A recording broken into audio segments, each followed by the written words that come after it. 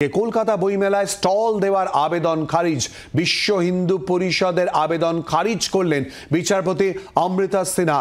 গিল্ডের সিদ্ধান্তের প্রতিবাদে আদালতে আসে বিশ্ব হিন্দু পরিষদ।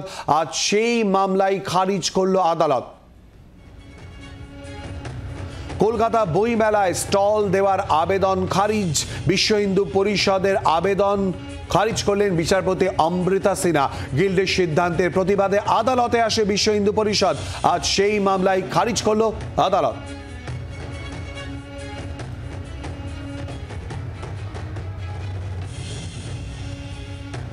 সঙ্গে রয়েছে আমাদের প্রতিনিধি অর্ণবাংশু নিয়োগী। অর্ণবাংশু, কি জানতে পারছো নিয়ে?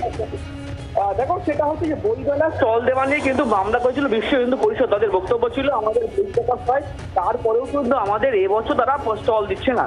রাজ্যের বক্তব্য ছিল তারা একটু ধর্ম নিয়ে বই লেখা রেখে সেখানে অশান্তি হতে পারে। এই মামলাটা আজকে বিচারপতি অমৃতা সিনহা বলেছেন যে বই দেওয়ার যে আবেদন, স্টল দেওয়া, সেই আবেদন খারিজ করে দিয়েছেন। অর্থাৎ বিশ্ব হিন্দু পরিষদ এই স্টল দিতে পারবে না। গিল্ডের সিদ্ধান্তের প্রতিবাদে আদালতে তারা মামলা করেছিল।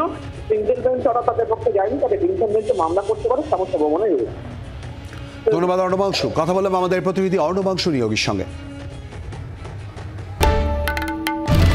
বাংলার আওয়াজ, বাঙালির আবেগ, জি 24 ঘন্টা।